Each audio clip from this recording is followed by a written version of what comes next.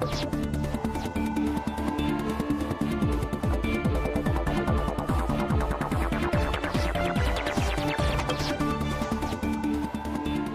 to the Economy Magazine. I'm Binyamin, Tjong-Alvares, and today we focus on what lies ahead for Greece following the victory of anti-austerity party Syriza. Alexis Tsipras, Syriza's leader, pledged to end years of austerity, but Greece still needs billions of euros from the EU and the IMF to avoid defaulting on public debts. And if Syriza is short of a majority, it will have to compromise somewhat on its vision to establish a coalition which may actually work in favor of Greece's commitments to the Eurozone. We're joined in the studio by the advocate Gila Liber-Golan, chairman of the Israel-Greece Chamber of Commerce, and by Sabby Mionis, Greek-Israeli businessman. We're going to start with a video report. Syriza's rise to power echoes the voice of millions of Europeans who are tired of years of austerity.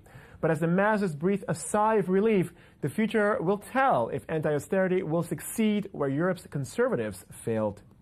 The Greek people gave a clean, strong and undeniable mandate.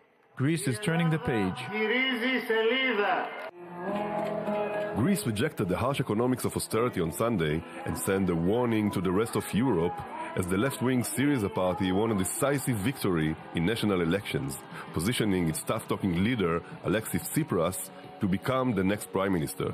Syriza has 33% of the votes, almost 9 points more than the governing center-right New Democracy Party of Prime Minister Antonis Samaras, who conceded defeat. I have my conscience clear because I told the truth to the Greek people until the end. I sincerely hope my predictions don't come true. Because it is Greece we are talking about. But I had to warn. Appearing before a throng of supporters outside Athens University late Sunday, Mr. Tsipras declared that the era of austerity was over and promised to revive the economy. He also said his government would not allow Greece's creditors to strangle the country. Our victory is simultaneously a victory for all the people of Europe who fight against austerity, which destroys our common European future. Syriza's victory is a milestone for Europe. Continuing economic weakness has stirred a populist backlash from France to Spain to Italy, with more voters growing fed up with policies that require sacrifice to meet the demand of creditors, but that have not delivered more jobs and prosperity. In Greece, tonight we will hear tick-tock, tick-tock, tick-tock. Tick-tock. We want to hear it in Spain soon, too. Syriza is poised to become the first anti-austerity party to take power in a Eurozone country and to shatter the two-party establishment that has dominated Greek politics for 4 decades. In the last year, Greece was chosen to be the guinea pig of austerity in order to exit the crisis.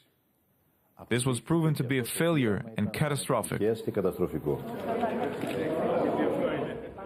Mionis, thanks for joining us. Thank you.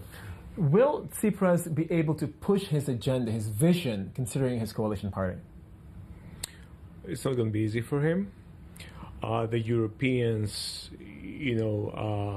expect Greece's government to comply by the agreements that the previous government has made. That's how states operate. There has to be continuity, and the Europeans expect continuity.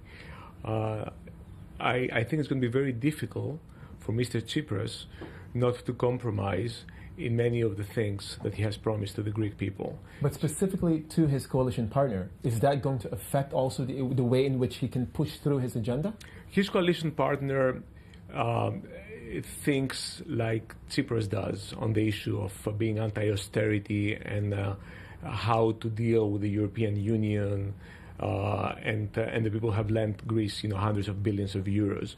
So I don't think that ideologically they differ so much when it comes to the anti-austerity measures. They have other ideological differences that are less have to deal with the economy, and they have to deal more with how the state and the church will treat each other, on the immigrant issue and things like that. This is a more, self-declared patriotic party, let's say. But when it comes to anti-austerity, I think he and Tsipras have a lot in common. Mr. Liber-Golan, what is your perspective on the situation with Tsipras coming in? First of all, I see the situation in Greece, as I've mentioned before, is an earthquake, but a very good earthquake, because once the Greek people has really, really went down to the end of the whole in their relation, they could not bear anymore all these vicious austerities. I see. And the Greek people are usually they are conservative.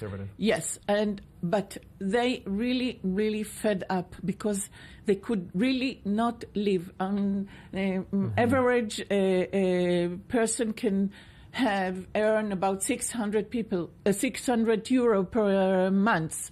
There is 50% of unemployment, 50% of youth out of 25% of unemployment. What I think as Mr. Tsipras really led a vision, a renewed vision for the people that they cannot live like this and being humiliate. The difference between the situation now and before, the two governments before, is the governments before didn't have the support of the nation. I see. And at this point, Mr. Tsipras and his coalition, the independent Greeks that now give them 163 people out of 300. I think he's coming with a new vision. I don't think, as Mr. Mionis says, he cannot throw anything. But as an economist from Eurobank said, many changes, a lower of interest can be done. He also says, in a way, that he doesn't want to negotiate with the IMF, and he wants to negotiate with other people. On that topic, let's now change actually our focus to the Eurozone, because we can look at Greece and what will happen within Greece between the different coalition partners, but specifically, ultimately, what we have to look at is how Greece fits into the Eurozone and how the elections will affect Greece's economy, considering that they are bound by, as you said yourself, Mr. Mionis, specific agreements that they have with the Eurozone. Where is the money going to come from? I mean, Syriza said it wanted to replace the bailout plan, establish a new agreement, reverse free market reforms. I mean, where will the money come from? If any money comes from somewhere, that has to be Europe. It cannot be from anywhere else. Obviously there might be some increased taxation on groups of people that maybe they have not paid their fair share in the past in Greece. But we're talking about hundreds of billions of euros of debt here. And this kind of money can only come from the Europeans. So this is why I believe that some kind of a compromise will have to be found between the new government and the Europeans. At the same time, I don't think the Europeans want to give up too much breathing room to Mr. Tsipras, because there are other left-wing parties in Europe that will be demanding the same. And this, I think, could be quite problematic for the European Union as a whole. Would we see a new deal between Greece and the Troika? Listen, anything is possible. Some kind of a new deal we will see. How much this is going to be close to what Mr. Tsipras is expecting, that's a different story. But I believe that some kind of a compromise will have to be found, and maybe the Europeans or the Troika will have to give up a little bit to the new government. Would you say that a Grexit, as they call it, a Greek exit from the EU, is likely or possible even? Listen, I certainly hope not. I still have family and friends in Greece, and I feel for them, and I hope this is not going to be the case. But I think that if a very aggressive stance is adopted by the new Greek government, even now that they are elected, because, during campaign, a lot of things can be said, but then you actually, take the government in your hands, realpolitik settles in, and you see things differently. If they adopt a very, very aggressive stance against the Europeans, anything is possible, but I don't think this will happen. I see.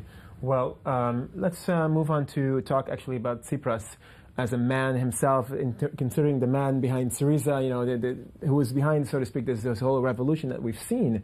Tsipras himself is undoubtedly the hero in the triumph of, so to speak, left-wing politics in Greece and specifically just in Europe as a whole. He's promised, to change Greece, to change the austerity, to make life easier for the Greek people. Can he make true on his promises?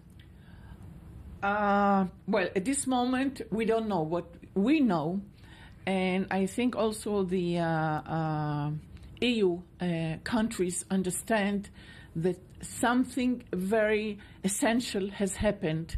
Now 19 ministers are now gathering, to talk. They cannot ignore and say, no, we cannot negotiate. I could say as a lawyer, and I work in Greece for so many years and so forth, there is a new situation. You can come to a person, let's say if we minor the situation, and say, I owe you X. Listen, can we change the terms? The terms, well, I don't deny my debt to you, but maybe we can change the terms, not that the burden of the everyday person will carry out. And this, I think, is the flag and the power. And Mr. Tsipras has a very, very good people in his party that can go on. And I see in minor words from people that they respect him. Right. Well, let's see a report actually that we created on Tsipras, Mr. Tsipras. To his supporters, he's the charismatic leader who swept Greece by storm. To his opponents, he's a radical lightweight whose victory spells danger for the country. At 40 years old, Alexis Tsipras has become the youngest leader in the Greek nation's history. The former Communist Party youth activist seems determined to jolt not only his own country, but also Europe. And he has the right background. Tsipras has flourished on the back of crisis, his anti-austerity rhetoric launching his Syriza party to political stardom. Greece is turning a page. Greece is leaving behind catastrophic austerity. It is leaving behind the fear and the autocracy. It is leaving behind 5 years of humiliation and pain. But his landslide victory was far from predictable. Born 4 days after the collapse of military rule in 1974, Tsipras experienced the ills that still mar Greek society to this day. Studying civil engineering, he ventured into politics partly out of frustration with a society that seemed rotten. We have before us a huge opportunity for a new beginning between Greece and Europe, for a new policy, for a new relationship based on trust, respect, solidarity, and responsibility. But not everyone is a fan. The Greek Socialist Party said the Syriza leader was like Harry Potter, making promises he could not possibly keep. His lack of experience, though, seems to be in his advantage. The Greek voters were drawn by the newcomer, whose so-called unrealistic promises offered a degree of hope to an economy steadily plunging into crisis. And as a self-proclaimed atheist in a Greek Orthodox-dominated society, it seems Tsipras may still have a few more surprises up his sleeve. Mr. Mionis, obviously Mr. Tsipras is a new face on the European scene, relatively unpredictable. How do you think that his position now as the Greek leader will affect also Greco-Israeli relations? Well, it is a new reality, that's for sure. Traditionally, the Greek left has been quite anti-Israel, very pro-Palestinian. You saw in your segment in the beginning of the show, Mr. Tsipras wearing a keffiyeh. That was in a demonstration this past summer outside the Israeli embassy in Athens. He has never been to Israel, There are a lot of members of his party were in the flotilla in 2010 when they were taken under custody by the IDF. So they do have a grudge against Israel. And their position is no different than the other European left-wing parties. They don't necessarily understand the reality we live in here in Israel. They have their own ideas, and we'll have to work very hard as Israel to educate them about what the reality is. So considering that there was a warming up of relations between Greece and Israel over the past couple of years, we're going to be seeing a cold period, an ice age? I think we're going to be seeing a very challenging period, quite different than the past two prime ministers. Even though, even with the previous prime minister, we did have certain issues, not in terms of the Greek-Israeli relationship, but in terms of including his party extremists. Okay, well, Mr. Sabby Mionis, thank you very much for joining us. Ms. Gila Liber-Golan, thanks for joining us as well. That is the end of our Economy Magazine for today. I'm Binyamin Tjong-Alvares. Thanks for joining us. Please join us again tomorrow.